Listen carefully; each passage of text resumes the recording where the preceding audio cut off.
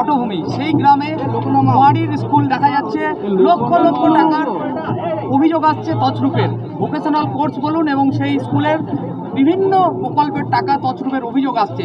অর্থাৎ যে আলোর নিচে অন্ধকার, এরকম একটা বিপ্লবের জন্মভিটা। কি বলবেন এই বিষয়ে? গোটা ভারতবর্ষের শিক্ষা ব্যবস্থা এবং তার সাথে আমাদের পশ্চিমবঙ্গের গোটা শিক্ষা ব্যবস্থাকে তো জলাঞ্জলি দেওয়ার জন্য রাজ্য সরকার এবং দেশের সরকার কোনো কাজ বাকি রাখেননি।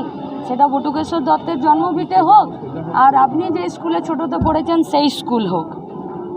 আমরা গতকাল ছিলাম আলিপুরদুয়ারে, শালকুমারে, সেখানে একটি এসএসকে যা তার জরাজীর্ণ অবস্থা এবং বন্যাতে যেভাবে সেখানে পলিমাটি জমা হয়ে আছে, সাপখোপ আছে, সেখানে প্রশাসন এসএসকে দিদিমণিদেরকে চাপ দিচ্ছে যে এখানেই রেঁধে খাওয়াতে হবে, অথচ গোটা স্কুলটার যা অবস্থা এবং সেখানে 52টা বাচ্চা আছে, সেই 52টা বাচ্চাদের লেখাপড়া, টিচার, সহায়িকার যা অবস্থা, ফলে বটুকেশ্বর দত্তের গ্রাম এবং শালকুমার 1 জিপির ওই স্কুল কোথাও কোনো তুল্যমূল্য ভেদ নেই।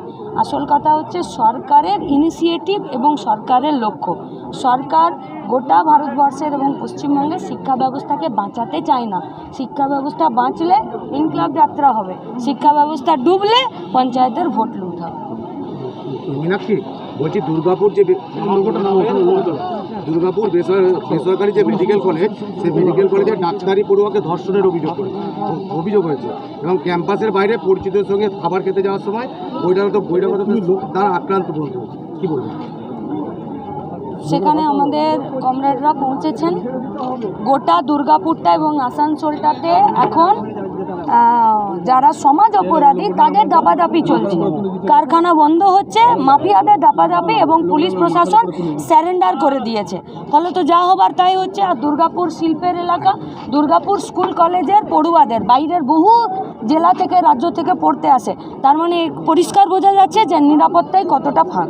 বলছি, তৃণমূল সাংসদ সৌগত রায় সে কালকে বিজয় সম্মেলনী ছিল, সেখান থেকে মন্তব্য করেছে যে বরানগরের যে পুরপ্রধান অপর্ণা, তিনি হচ্ছেন মেলা একটা বন্ধ করে দিয়েছেন। পাশাপাশি তিনি বলছেন মানে সৌগত রায় নিজের কাজ করেন, পাবলিকলি বলে লাভ নাই।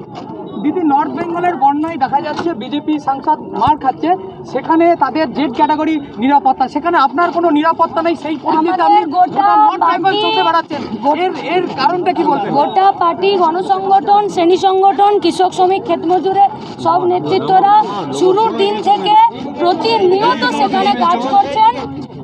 মানুষ তাদেরকে গ্রহণ করেছে, মানুষ তাদেরকে নিজেদের দুঃখের কথা বলছে। মুখ্যমন্ত্রী ওখানে বন্দুক নিয়ে প্রবেশ, তার মানে বুঝলেন দুর্গাপুরের অবস্থা কেন খারাপ।